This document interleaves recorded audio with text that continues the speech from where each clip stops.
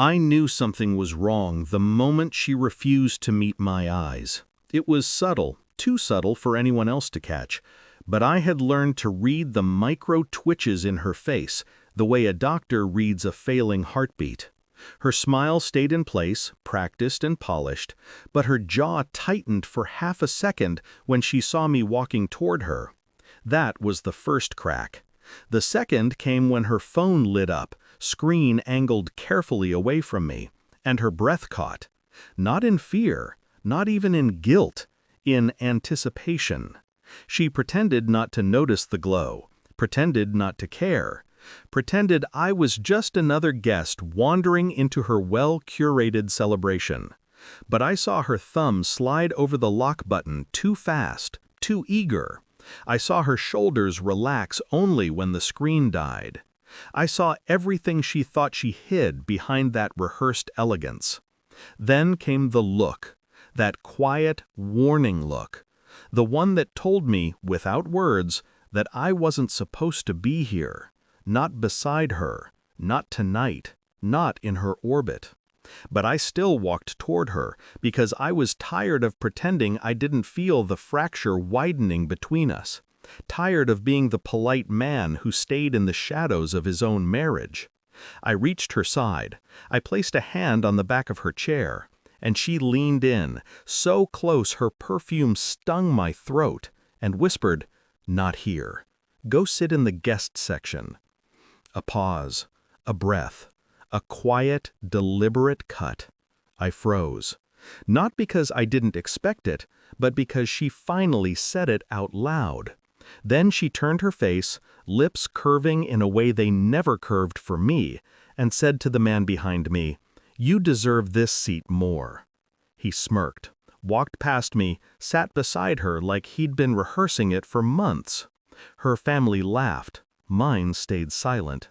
So I got up, fixed my suit, and said calmly, "Carry on." What I did next shut the entire ceremony down. The humiliation didn't stab, it drained, like someone pulling a plug inside my chest and letting the warmth leak out. My face felt numb, my breathing slowed. I became something else, something still, something cold. I walked to the far side of the hall, sat alone, and watched. She leaned close to him, whispered into his ear, touched his arm, played with her hair, the type of gestures I used to believe were mine. And he, wealthy, smug, perfectly polished, absorbed all of it like it belonged to him. Their comfort wasn't new, it wasn't accidental, it was lived in, familiar. My wife only acted that way with someone she trusted, or someone she'd already given herself to. I stared at her from across the room. She didn't look at me even once. Not when the lights dimmed, not when her friends toasted her, not when he put a hand on her back and she didn't move it away. Something inside me clicked. This wasn't spontaneous. This wasn't emotional confusion. This wasn't a moment of weakness. It was a pattern, and I had ignored it. Every late-night phone call she answered in another room. Every just a coworker she chatted with too softly. Every weekend she said she needed time alone to reset. I should have asked questions earlier, but love makes you blind. Respect keeps you quiet. And trust? Trust is the easiest lie to swallow when you're afraid to know the truth. From my seat, watching them, I felt the truth rising like bile in my throat. Something was already broken, and it had been broken long before tonight. I didn't confront her that night, or the next morning, or the week after. Instead, I became a shadow. I checked her phone bill, every repeated number marked. I noted timestamps. I traced overlapping schedules, matching her absences to his. I read the subtle hints hidden in her social media interactions, the hearts she left under posts she forgot to mention, the private stories she carefully excluded me from. Every piece felt like a puzzle she assumed I was too dull or too devoted to solve. I played my part, calm, distant, understanding. She thought I was pulling away. She didn't realize I was cataloging every inconsistency, every lie stitched into her carefully curated life. The final push came when I found a receipt in her drawer, a hotel booking, 2 nights, 2 months ago, paid in cash. Her name wasn't on it. His was. She had slipped, a small mistake, the kind you make when you're too confident in your deception. My pulse didn't quicken, my breathing didn't change. Just folded the receipt and placed it in my pocket, like a man collecting evidence for a case he'd already solved. I ordered a quiet investigation. Phone records, location logs, hotel CCTV. Facts, not emotions, not suspicions. The truth came together slowly, methodically, and finally, one evening, I received the envelope that confirmed everything.